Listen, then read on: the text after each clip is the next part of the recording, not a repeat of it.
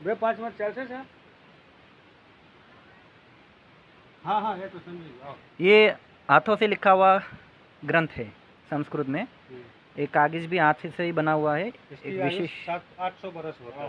ये विशेष घास से बना हुआ, हाथों से ही, ये घास से 800 ही, बरस। और एक प्रकार की घास आती है उससे ही कागज बनता है, करगद, जिसको संस्कृत में करगद कहते हैं। और उसमें ये हाथों से ये स्याही से लिखा है, कोई केमिकल नहीं है। और 800 वर्ष तक इसे कुछ नहीं होगा, ना कागज को कुछ होगा ना स्याही को।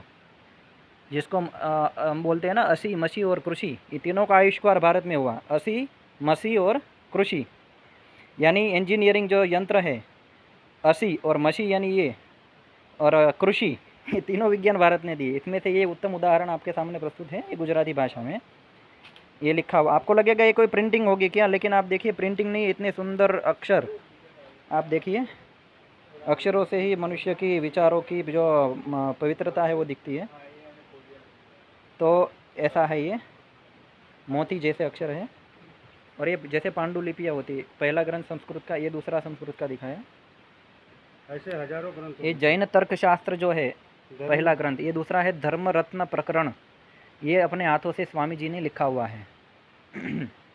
तो इस अवस्था में अभी भी इन लोगों ने अच्छी तरह से संभाल के रखा है। कागज एकदम उत्तम अवस्था में है, देख सकते हैं। वैसे ये बहुत ही रेयर केस में मिलता है, इसको वैसे कोई वीडियोग्राफी नहीं कर सकते, किंतु जो सुपात्र है उनके हाथ में ही ये ज्ञान जाए, यही महापुरुषों का प्रयत्न रहा है। कुपात्र को ये नहीं देना चाहिए, इसलिए सब संभाल के रखना अत्याधिक आवश्यक है। किंतु आपके लिए एक नजराना आप समझिए कि ये एक डेमो आपको दे रहे हैं। ऐसे ताड़पत्र के ऊपर में भी लिखा है। भूर्ज पत्र में, ताड़पत्र में भी पहले लिखते थे, सहस्त्र वर्षों का जिनका आयुष्य होता था। ये सोने की स्याही, चांदी की स्याही, अच्छा, वो सब लिखा जाता है। अभी हमारे पास यहाँ अच्छा, भाई जी बता रहे हैं कि ये सोने की और चांदी की जो उस धातु में से भी स्याही बनती थी विशेष रूप से, जिसकी अवधि बहुत लंबे वर्षों तक की होती है। रासायनिक उसका गुणधर्म होता है कि वो लॉन्ग टाइम सर्वाइव करता है। तो ऐसी भी स्याही हुआ करती थी, इसलिए हमारे जो ज्ञान है ना वो लंबे समय तक ऐसे ही हम संभाल पाए। आज के समय में ये जैसे बॉल पेन का ज़माना में ये क्या होता है, ये जल्दी ख़राब हो जाता है। देखिए कितना अद्भुत हमारा विज्ञान और रसायन शास्त्र उस समय में विकसित रहा होगा। ये हैंडमेड स्याही है, हाथ से बनाया। ये भी हैंडमेड स्याही से बनाया है। गुजराती में, हे गुरुवर हूँ आपनी पासे शू प्रार्थना करूँ, मारी ऊपर प्रसन्न थाओ, આવું કઈ રીતે કહું, કારણ કે આપ તો સદાય સર્વજનો ઉપર પ્રસન્ન દૃષ્ટિવાળા છો, મારી ઉપર કૃપા કરો એમ પણ કેવી રીતે કહું, કારણ કે આપ શ્રીએ અમારી ઉપર અનન્ય પ્રેમ કર્યો છે. ખૂબ જ સરસ લખેલું છે. આ ગુરુજીના સંદેશ છે. ગુરુજીને શિષ્યો સંદેશ આપતા હોય છે. ઘણા પુસ્તકો આમાં છે. વાંચલા આ જે પુસ્તકાલય છે, આ આખે આખું જે પુસ્તક કપાટિકા, બૃહદ ગચ્છ ઇતિહાસ, सम्मति तर्क प्रकरण है, चाणक्य चरक संहिता है, घना बधा है, कायोत्सर्ग ध्यान साधना, बहुत सारे पुस्तक है। हाँ ये देखिए, ये कलम है। अच्छा ये देखिए, ये कलम कौन सी है? भरू कलम। ये घास एक प्रकार की है, उसमें से ये बनाया हुआ। अच्छा है भरू कलम। इसके आप टिक देखिए, पॉइंट देखिए। इससे इसमें स्याही में डुबोकर, वो जो खड़िया आता है ना स्याही का, और डुबो, ये दोनों साइड सेम ही आता है, उसमें डुबोकर ये लिखा जाता था। इसमें ये स्याही रहती थी। और ये घास में से बनता है, ये जो है ना वो एक विशिष्ट प्रकार का घास की डंडी होती है, उसमें से होता है। कोई प्रकृति का नुकसान करके, शोषण करके नहीं लिया जाता। जब सूख जाता है ना ये पौधा, तब ये लिया जाता है। जैसे तुलसी के पौधों में से नहीं बनाते माला, तो ऐसे ही ये घास का ये डंडी है, जिसको क्या बोलते हैं, घास का नाम बोला? बरू घास आता है, बरू नाम का। आसाम साइड में ये मिलता है, आसाम की ओर जंगल में मिलता है। तो देखिए ये हमारी परंपरा, ये स्याही, ये कलम हो गई। वैसे कलम शब्द उर्दू का है, नहीं प्रयोग करना चाहिए। लेखनी हो गई, अंकनी लेखनी, और ये स्याही, और ये कागज, करगद। और ये सब पुस्तक ये संस्कृत में ही ये सारे पुस्तक है। बृहद शब्देन्दु शेखर। अच्छा ये तो व्याकरण का है, संस्कृत व्याकरण, बृहद शब्देन्दु शेखर, जिसको पढ़ने में 6 वर्ष लगते हैं। एक पाठी विद्यार्थी एक बार पढ़ लिया और बोलना नहीं, उसको इतना समय लगता है ये व्याकरण संपूर्ण करने में। ये वो वाला ग्रंथ है। नागेश भट्ट जो संस्कृत में बहुत महान वैयाकरणी हो गए, और ये बहुत ही बड़े ऐसे बोला जाता है। नागेश भट्ट उस समय में सारे वैयाकरणियों में श्रेष्ठ हुआ माने जाते थे। उनका ये ग्रंथ है नागेश भट्ट। वैसे तत्वबोधिनी, बाल मनोरमा, लघु सिद्धांत कौमुदिनी, सिद्धांत कौमुदिनी, पाणिनि व्याकरण, बहुत सारे ग्रंथ हैं उनकी परंपरा में। ये ग्रंथ अद्भुत, बहुत ही रेयर माना जाता है। ठीक है, नागेश भट्ट। त्रिपुरा रहस्यम ये ज्ञानखंड है। शिलालेखीय प्राचीन बहुत सारे ग्रंथ हैं इसमें तो। अच्छा, ये सूर्य सिद्धांत, ये देखिए सूर्य सिद्धांत ज्योतिष में जो वराहमिहिर हो गए, सूर्य, ये किनका, वराहमिहिर का है ना, उनका संपादक किया है कृष्णचंद्र द्विवेदी ने। तो संस्कृत विश्वविद्यालय जो है वाराणसी का, उन्होंने ये करवाया है प्रिंटिंग। सूर्य सिद्धांत इसको कहते हैं। विद्यावारिधि यानी पीएचडी जिसको आज के भाषा में बोलते हैं। तो श्री कृष्णचंद्र जी द्विवेदी ने उनका ये संपादन किया हुआ है और उनकी कृपा से ही हमको यह ग्रंथ सुलभ हुआ। थोड़ा मैं आपको डेमो दिखाऊंगा, ये देख सकते हैं आप। इसमें फॉर्मूला जैसा संस्कृत में लिखा है। पहले वो, अभी क्या है, ABC आता है, A×B और XY, अभी बच्चे पढ़ते हैं। पहले क्या था, क ख था, क ख ग, क को गुणा कर दो ख से और उसको विभाजित कर दो।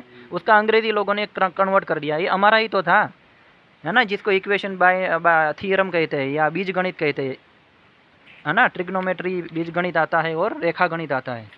आज की भाषा में उसको क्या बोलते हैं, बीज गणित, एलजेब्रा। ठीक है, तो ये वही है और ये ज्योतिष का है।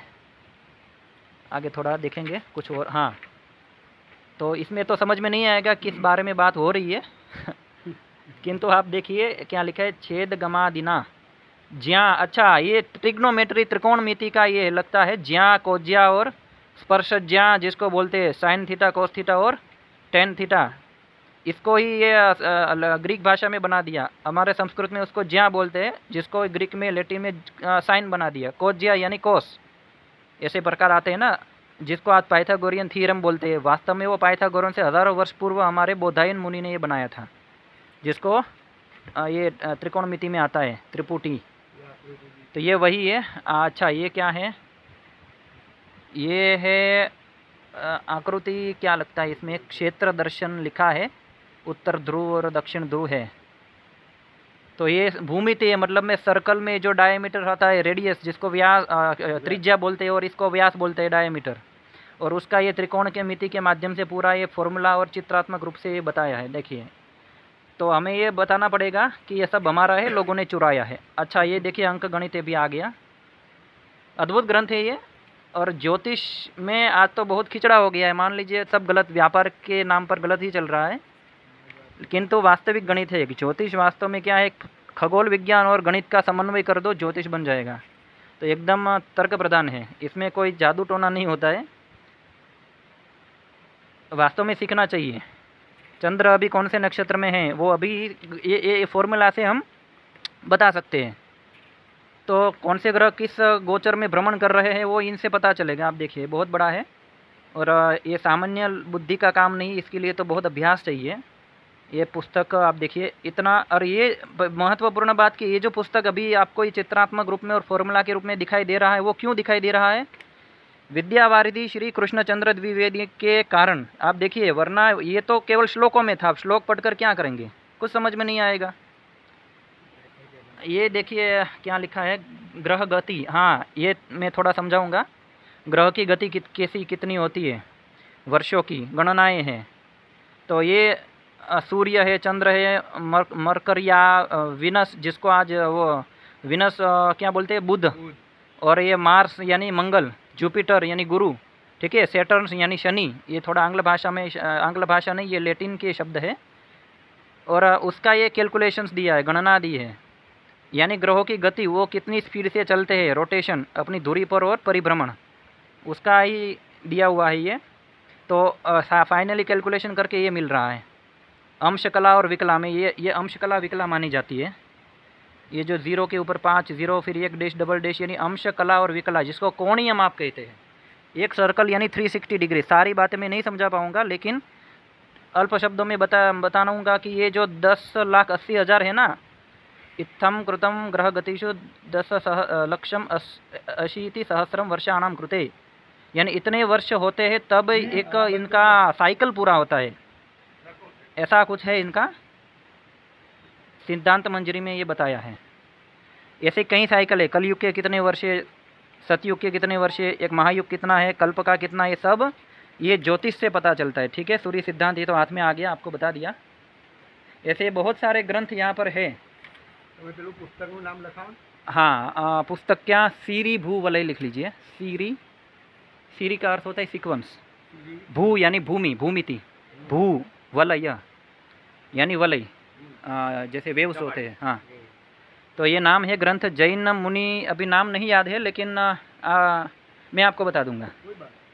वो अद्भुत ग्रंथ है, केवल गणित के अंकों में लिखा है, शब्दों में नहीं, लेकिन वो गणित के अंकों को यदि डिकोड करेंगे तो हमको जैन और बौद्ध, अरे जैन बौद्ध और वैदिक हिंदू धर्म का, तीनों के ग्रंथों का आपको ये मिल जाएगा। रामायण, महाभारत, उपनिषद, वेद हो या जैन ग्रंथ के ग्रंथ हो या बौद्ध के हो, त्रिपिटक है या जो भी तत्वज्ञान के ग्रंथ हैं, तो मिल जाएगा। तो तीनों का उन्होंने समन्वय किया है ताकि विदेशी आक्रांताओं और जो लुटेरे हैं या जो है उनसे रक्षा करने के लिए कुपात्र के हाथ में ज्ञान न जाना चाहिए। तो सीरी भू वलय ग्रंथ बहुत अद्भुत ग्रंथ है, आज तो मिलता भी नहीं है और उसको आज भी कोई डिकोड नहीं कर पाए।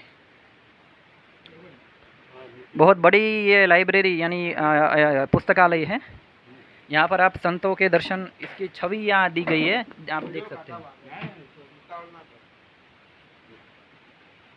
तो जब गांव के लोग भी इकट्ठे हुए, बहुत बड़ा यहाँ पर समारोह हुआ होगा, उसका ये छवि चित्र है। और ये प्रिंटिंग वो वाला फोटोग्राफी वाला नहीं है, आप देखिए ये किया हुआ है चित्र रूप में। तो इन लोगों, जब महापुरुष यानी संत जब एकत्रित होते हैं तो उस समय बोलते हैं ना कि तीसरी गंगा आ जाती है, ये वही है।